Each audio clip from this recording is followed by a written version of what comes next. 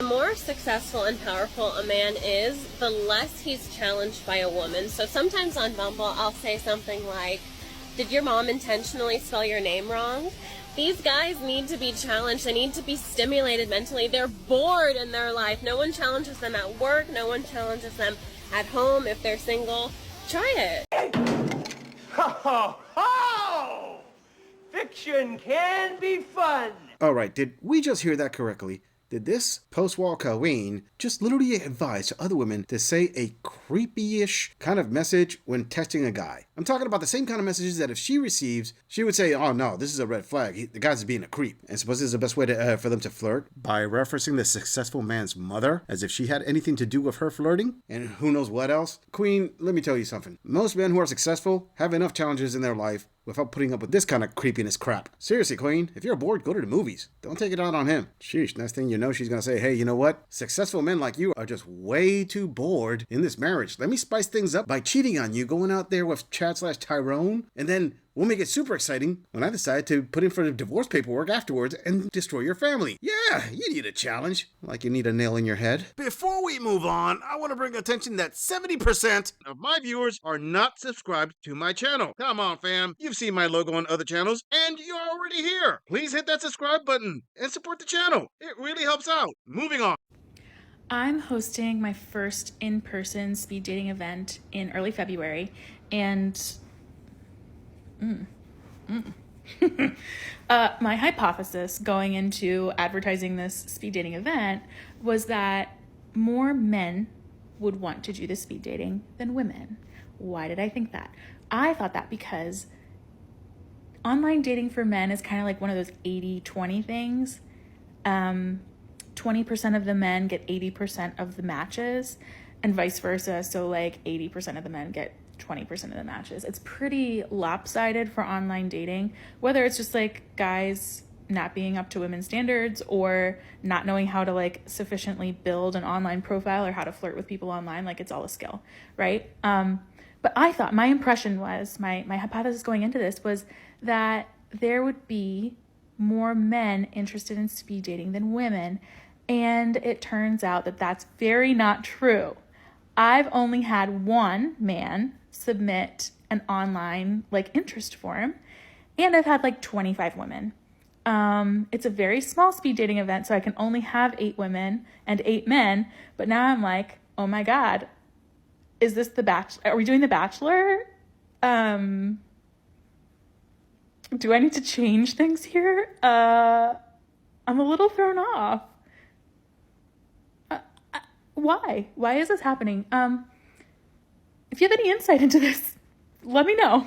How about no? All right there, Queen. You were asking why men don't show up to these speed dating events, and you need some insight. Well, this gorilla is going to help you out as best I can. There are several factors, but first of all, let me explain the obvious. One of the major factors behind dating apps was to replace these speed dating events. Basically, you're doing the exact same thing, but virtually. Going to one of these events, now you have to invest a lot more of your time. And not just that, I mean, you may be going to some second-rate pizza shop that has watered-down drinks, and you're going to have to spend money on that too. So that's starting off. Another factor is, this really is a female creep event. Let me explain what I mean by that. The vast majority of the women that go to these events are not single. They're just there accompanying a friend. So usually, let's say you have an event and you have like about 30 women there. Half, I dare say even more than half, are not even single. Their single friends wanted to go to the event. 1, 2, sometimes 3 of her friends decided, hey, you know what? What the heck? Even though I'm in a relationship, I just want to go there so you could have the experience. And men know that, okay, so now I'm here investing my time and I got to figure out which one of these women actually are looking to start dating. Oh, joy. Now, there's another factor that's all in this too. Did you stop to think that maybe the top tier guys don't need to go to these events? I mean, top tier guys are busy. They get what they want out of the dating app, so they're not going to show up. And most of the men that will show up already know that they're going to be running the gauntlet of, okay, the same thing that you mentioned of the 80-20 is going to reflect on these speed dating events. Only the top guys are going to get the attention of the onesie, twosie single women.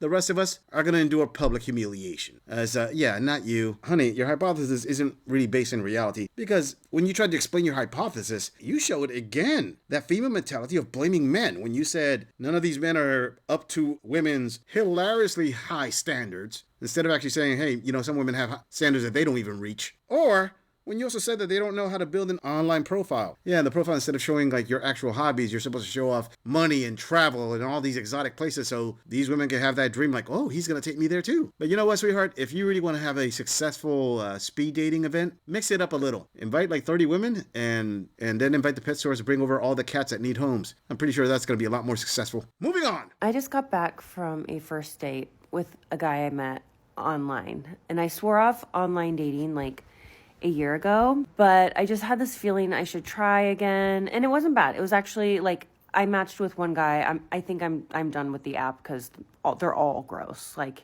he was a good match, and it was a good date. I had a really nice time. Great guy. He was cuter than his pictures. Like, I would go out with him again. I just feel, I don't know if it's my age or the fact that I have 3 kids, but I am just so set in my ways now. I feel like there's just like a comfort level to my life now that I feel like it would take a lot for me to change that. And I would love a partner, you know, I would love, what are my animals doing right now? Like, what is happening?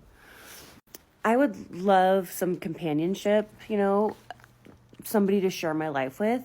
But it's just like, I feel like I'm a lot. I feel like, can we not? Thank you. I feel like, you know, look at, I've got a zoo. I've got a freaking zoo here. I've got a zoo. I've got 3 kids.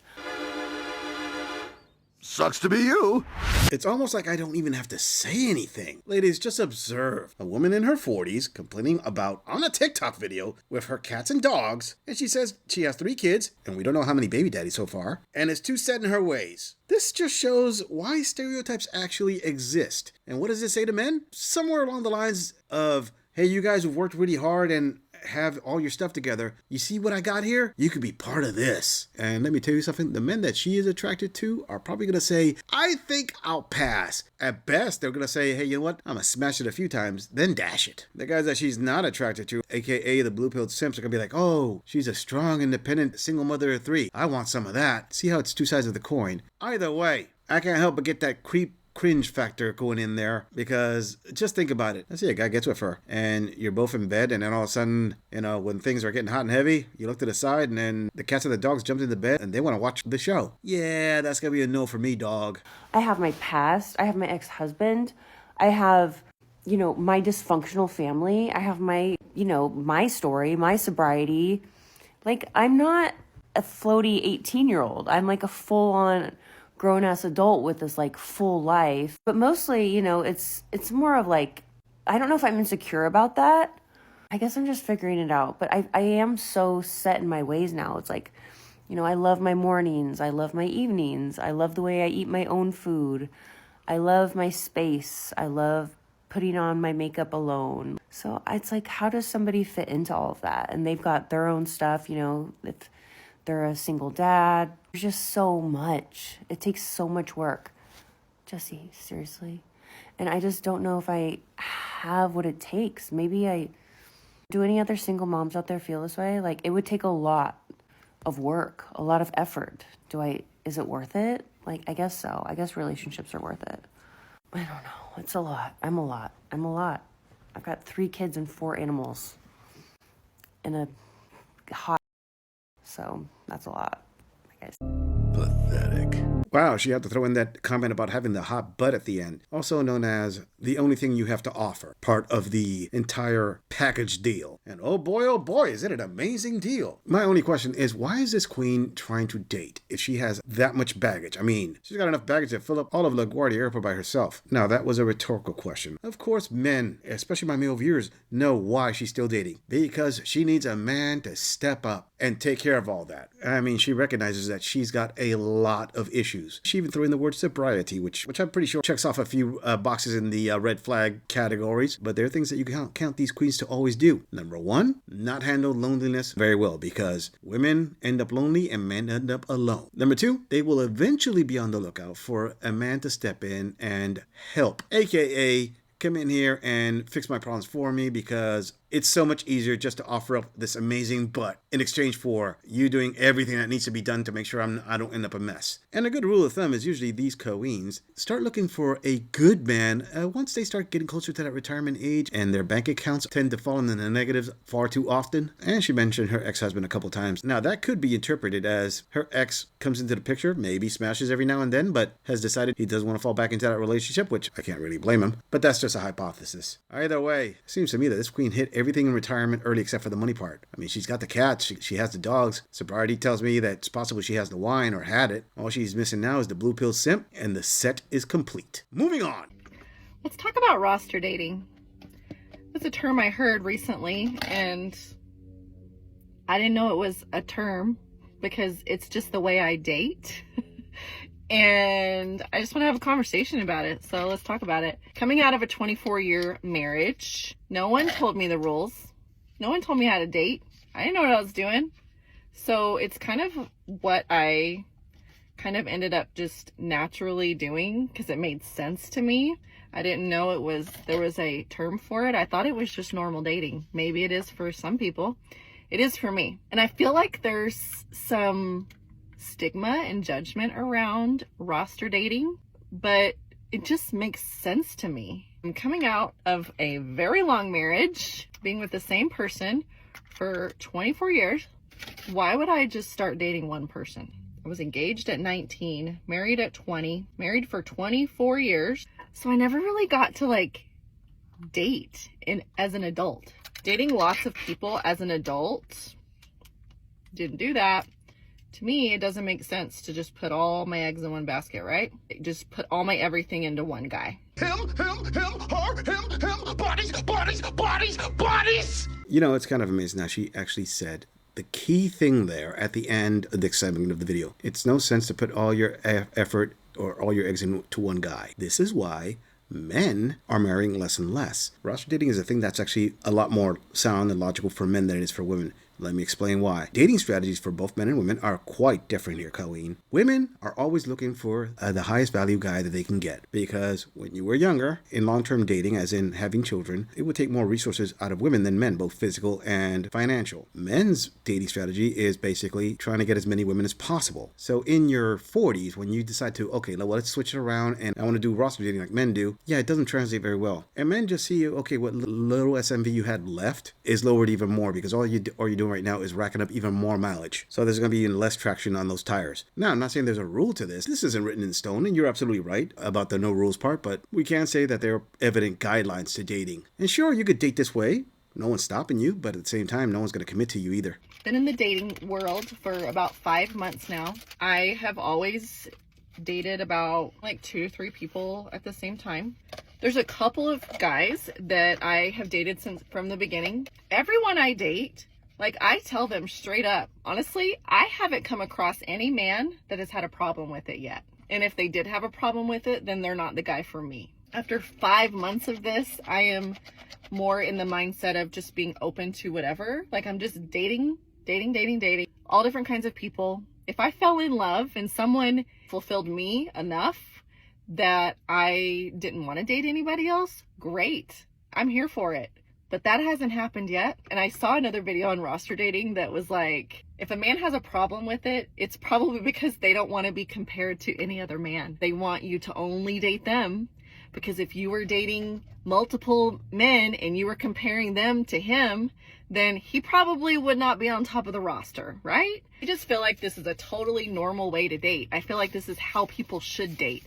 Date them all until someone sticks. Because yes, eventually I would love to end up with someone monogamous that I can do life with, go on vacations with. What do you think about roster dating? Tell me what you think, but be nice, okay? Well, Kelly, let me tell you something. The guys who don't have a problem with it are the ones who have you in the for fun only category, do not take serious. And the guys who do have a problem with it, which are the guys that you should be looking for, that you say aren't the guys for you, are definitely not going to be the guys for you, because they're saying, yeah, I have a problem with dating a petri dish that's racking up DNA from multiple dudes. And you being open up front, hey, look, I give you credit for that. That's actually very positive. I think that you're doing the right thing in doing that. But so far, the things that you've said, you're kind of contradicting yourself, because if you're looking for a guy for you, that dating strategy you're using, you're not going to find them. You see, you're dating with the I'm only going to have fun dating strategy. And hopefully you're not conflicting that with thinking that you're going to find the one that way, because you're going to find multiple ones, but not one that's going to take you seriously. And you're saying that hopefully you'll fall in love, but it hasn't happened yet. Again, I kind of already covered that. It's probably not going to happen because these guys are not looking to make you fall in love. And that echo chamber video that you mentioned about if a guy has a problem with it, it's because he probably has an issue being compared with other people. That's probably just another female saying the same crap to justify her own promiscuity. I'm sorry, sweetheart, but you are fooling yourself if you buy into that advice or that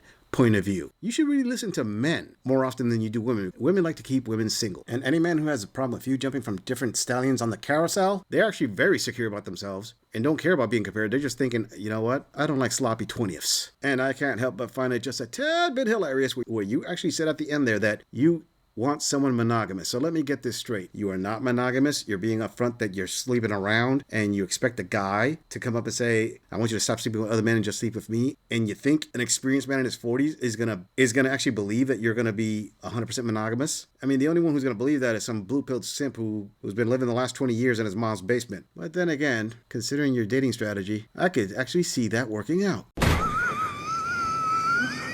I'm just saying, if you enjoy this audit, click on the video in the end screen for more content. If you would like to support the channel, please follow the link in the description to donate to our beer fund, or like, subscribe, and share this video on other social media platforms. If you agree or disagree with anything about this audit, please let us know in the comments. I'm going to leave this audit right here. I'll see all of you in the next episode.